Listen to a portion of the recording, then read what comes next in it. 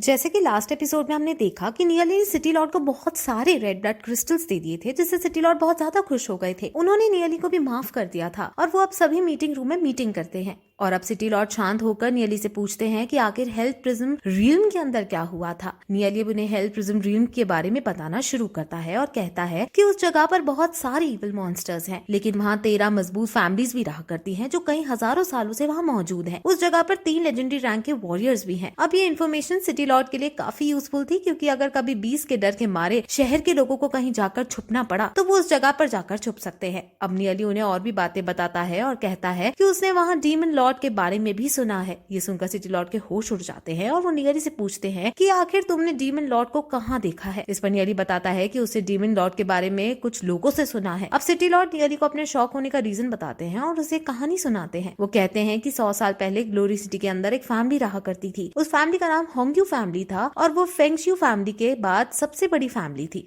होंग्यू family ने एक बार एक बच्चे को अडॉप्ट किया था। होंग्यू फैमिली का बड़ा बिजनेस था, जिस वजह से होंग्यू फैमिली के सभी मेंबर्स एरोगेंट और गुस्से वाले हुआ करते थे। वो अडॉप्टेड बच्चा बहुत ज्यादा बिगड़ा हुआ था और उसकी वजह से उसके परिवार को लोगों ने मार डाला था और उन्हें फांसी पर चढ़ा दिया था। लेकिन वो अडॉप्टेड बच्चा कैसे न कैसे करके वहाँ से गायब हो गया था। लेकिन वो 10 साल बाद वापस लौट कर आया था और उसने एक मॉन्स्टर मास्क पहन रखा था। वो खुद को फिर डीमन लॉर्ड कहकर पुकारने लगा। जब होंग्यू फैमिली पूरी तरह से नष्ट हो गई थी, तब वो सीक्रेट एंसेस्ट्रल माउंटेन्स में भाग गया था। उसने ही डार्क गिल्ड की फॉर्मेशन की थी और डार्क गिल्ड का लीडर और कोई नहीं बल्कि वो आदमी ही था जो खुद को डीमन लॉर्ड कहता है। ये सुनकर नियली के होश उड़ जाते हैं और वो इतना ज्यादा शॉक हो जाता है कि वो अपने पास रखी हुई चाय को भी फैला देता है। उसे बहुत ज्यादा रिग्रेट होता है और उसे समझ आ जाता है कि वो आदमी सेम इंस्क्रिप्शन के पास दिखा था और वो कोई और नहीं बल्कि डार्क गिल्ड का ही लीडर था। अब नियली समझ जाता है कि जब डीमन लॉर्ड गायब हुआ था तब वो जरूर हेल प्रिज्म ड्रीम के अंदर गया था। अब नियली को समझ आने ही लगता है और डॉट्स जुड़ने अब शुरू हो जाते हैं। अब वो सब बात कर ही रहे होते हैं कि तभी दुआन जियान नियली से पूछता है कि आखिर ये डार्क गिल्ड क्या है। इस पर नियली जब उसे बताता है कि डार्क गिल्ड हमारी दुश्मन है, तो दुआन जियान नियली को रिस्पेक्ट देते हुए कहता है कि जो आपका दुश्मन है वो मेरा भी दुश्मन है और मैं आपके सभी दुश्मनों को खत्म करने के लिए अपनी जान की परवाह भी नहीं करूंगा।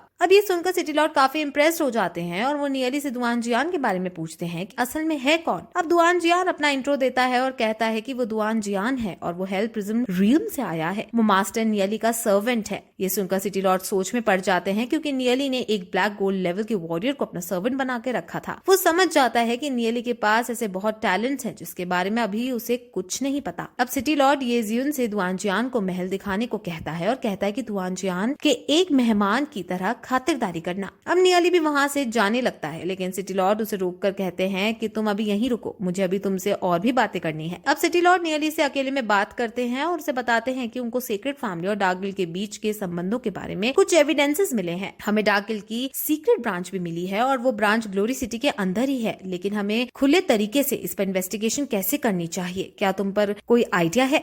वो नियली से पूछते हैं, जिस पर नियली सोच में पड़ जाता है। वहाँ मास्टर येचू भी बैठे होते हैं और वो ये देखकर काफी शॉक होते हैं कि सिटी लॉर्ड अब नियली का ओपिनियन लेने लगे हैं। लेकिन वो समझ जाते हैं कि सिटी लॉर्ड को नियली की काबिलियत पर भरोसा हो गया है और उन्हें समझ आ गया है कि नियली कितना ज्यादा तेज है। अब सिटी लॉर्ड नियली से और भी ज्यादा बातें करते हैं। सिटी लॉर्ड बहुत ज्यादा उदास थे और अब वो नियली को अपनी उदासी का कारण बताते हैं। वो बताते हैं कि ग्लोरी सिटी के अंदर अब एक बहुत बड़ा युद्ध होने वाला है, लेकिन सिटी लॉर्ड अब भी उस युद्ध के लिए पूरी तरह तैयार नहीं है। वो इतनी ज्यादा उदास थे कि वो उस युद्ध को देखना तक नहीं चाहते थे, लेकिन अगर वो युद्ध से पीछे भागते हैं तो ग्लोरी सिटी के अंदर और ज्यादा दिक्कतें आ जाएंगी और ग्लोरी सिटी का भविष्य भयानक रूप धारण कर लेगा। अब नियली ये सुनकर सारी बातें समझ जाता है और वो कुछ सोचने के बाद कहता है कि सीक्रेट फैमिली और डार्क गिल्ड के बीच की सीक्रेट ब्रांच हमें पहले जल्द से जल्द तोड़नी होगी, क्योंकि अगर हमने उनके बीच के कनेक्शन को नहीं तोड़ा तो सीक्रेट फैमिली ग्लोरी सिटी के सारे राज डार्क गिल्ड को बता देगी। अब ये बात मास्टर येशियू और सिटी लॉर्ड को भी लगती है कि सबसे पहले सीक्रेट फैमिली का ही कुछ करना होगा, लेकिन वो समझ नहीं पाते कि सीक्रेट फैमिली की असलियत हम सबके सामने कैसे लाएं। लेकिन तभी नियली को एक आइडिया आता है और कहता है कि हम सभी बड़ी फैमिलीज को सिटी लॉर्ड के रेजिडेंस में बुलाएंगे।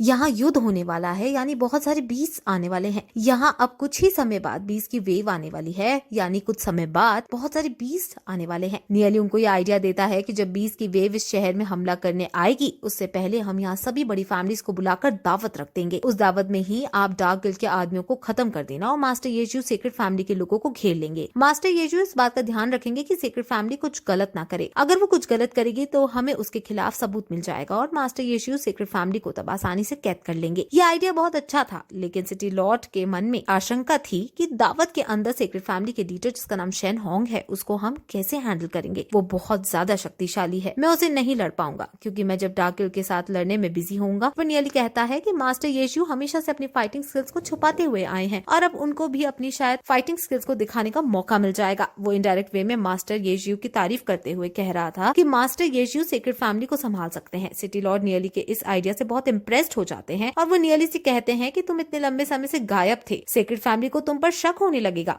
इसलिए अब तुम स्कूल में वापस लौट जाओ और वहाँ रहकर अच्छे से पढ़ाई करो। वहाँ तुम कुछ दिनों तक शांति से रहो और सेक्रेट फैमिली की नजरों से बचकर रहो। वो अपनी नियली को विदा करते हैं, लेकिन जाते जाते उसे ये भी कहते हैं कि ये सियून से तुम दूरी बनाए रखना। अब फिर हम सेक्रेट फैमिली के अंदर देखते हैं जहाँ शेन होंग सिंहासन पर बैठा था और वहाँ अब एक जासूस आता है और वो उसे बताता है कि नियली फिर से शहर में देखा गया है। जासूस को लगता है कि वो शायद अभी तक स्कूल में था, लेकिन अब वो स्कूल से बाहर निकला है। जासूस कहता है कि हमें नियली को मारने का मौका मिल जाएगा, तो क्या हम उसे जान से मार दे। इस पर शेन होंग हंसते हुए उसे मना करता है और कहता है कि ये जरूर उसकी एक चाल है। अगर हमने कुछ भी अब ऐसा वैसा करने की कोशिश की तो सभी के सामने हम एक्सपोज हो जाएंगे। वो अब जासूस को कहता है कि तुम सभी को ये ऑर्डर है कि अभी कुछ समय के लिए ये सब अंडरग्राउंड हो जाएं और कुछ भी ऐसा वैसा काम ना करें। अब शेन होंग अपनी इविल प्लान के बारे में सोचता है और हमें उसके प्लान का आगे पता चलता है। उसके प्लान के अकॉर्डिंग 2 साल बाद डार्क गिल्ड डीमंस को उकसाएंगे और इसकी वजह से डीमंस की वेव ग्लोरी सिटी पर आ जाएगी और ग्लोरी सिटी को तबाह कर जाएगी। जब बीस्ट वेव आ रही होगी तब secret family secret ancestral mountains पर चली जाएगी और जब बीस्ट वेव खत्म हो जाएगी तब सेक्रेट फैमिली डार्क गिल्ड के साथ हेल प्रिजन रियम के अंदर चले जाएंगे। वहीं दूसरी तरफ हम नियली को देखते हैं जो सिटी लॉर्ड के मेंशन में ही था और वो रात को अब कल्टीवेट करने का डिसाइड करता है। वो कल्टीवेट करने बैठ जाता है और वो उस रेड ब्लड क्रिस्टल को भी लेने का डिसाइड करता है क्योंकि अब उसे जल्दी से कल्टीवेट करके अपनी रैंक्स और अपने स्टार्स बढ़ाने ही थे, क्योंकि अब युद्ध के बहुत नजदीक आ चुका था और अब उसे लड़ाई के अंदर भी अपना सहयोग देना होगा और इसके लिए उसे खुद स्ट्रॉन्ग होना पड़ेगा। इसलिए वो जल्दी से कल्टीवेट करने बैठ जाता है। वहीं हम येजियुन को देखते हैं जो मेंशन में घूम रही थी और वो नियली को देखती है जो कल्टीवेट कर रहा था। वो नियली को देखकर एक पेड़ के पीछे जाकर छुप जाती है और नियली के बारे में सोचने लगती है। वो नियली को काफी ज्यादा पसंद करने लगी थी क्योंकि नियली बहुत ज्यादा अनप्रेडिक्टेबल इंसान था जो कभी भी कुछ भी कर देता था। उसे नियली का इस टाइप का नेचर काफी पसंद आता है और वो अब नियली को देखकर सोचने लगती है कि आखिर हमारा फ्यूचर किस तरह का होगा, क्या हम कभी एक हो पाएंगे। नियली भी येजियुन को नोटिस कर लेता है, लेकिन वो एक स्माइल के साथ येजियुन को इग्नोर मार देता है क्योंकि अभी उसे कल्टीवेट करना था। अब वो कल्टीवेट कर ही रहा होता है कि तभी हम एक सैनिक को देखते हैं जो सीधे सिटी लॉर्ड के पास जाता है। सैनिक बहुत परेशान था और वो हांफते हुए सिटी लॉर्ड से कहता है कि बीस्ट वेव आ गई है। बीस्ट वेव 100 माइल्स की दूरी पर खड़ी थी और वो तेजी से ग्लोरी सिटी की तरफ आ रही है। वो यहाँ सिर्फ 5 घंटे में आ जाएगी। ये सुनकर सिटी लॉर्ड के पैरों तले जमीन खिसक जाती है और वो शॉक होते हुए पूछते हैं कि आखिर कितने बीस्ट हैं उस वेव में। इस पर सैनिक कहता है कि वो 10 लाख से भी ज्यादा हैं। उनमें से बहुत सारे तो ऑर्डिनरी बीस्ट हैं, बहुत सारे ब्रॉन्ज लेवल के मॉन्स्टर है और उनमें से कुछ ब्लैक गोल्ड लेवल पर भी हैं। उनमें कोई भी लेजेंड रैंक का नहीं था। इसलिए इस बात को सुनकर सिटी लॉर्ड समझ जाते हैं कि डार्क गिल्ड ने पहले हल्के से शुरुआत की है और उसने एकदम से अपना पूरा प्लान एक्टिवेट नहीं किया है। सिटी लॉर्ड अब सभी को चौकन्ना करने का ऑर्डर देते हैं और घंटियां बजवा देते हैं। पूरे शहर में अब रिंग बेल करने लगती है और सैनिकों के बीच अफरा तफरी मच जाती है। सभी सैनिक अपने अपने हथियार लेने लगते हैं। नियली को जब ये पता चलता है कि बीस्ट वेव आ रही है तो उसे बहुत बड़ा शॉक लगता है क्योंकि उसके हिसाब से अभी बीस्ट वेव आने में टाइम था। अब फिर डूजे और दुआन जियान भी वहाँ आ जाते हैं। येजियुन और शियाओ जिंगर भी भगकर नियली के पास जाती हैं। नियली सभी को दुआन जियान के पास रहने को कहता है और वो सिटी लॉर्ड के पास जाने लगते हैं। येजियुन और शियाओ जिंगर दोनों ही नियली के साथ जाना चाहते हैं और वो दोनों ही अपनी नियली को खुद के साथ ले जाने की बात कहते हैं, लेकिन नियली दोनों से मना कर देता है और कहता है कि तुम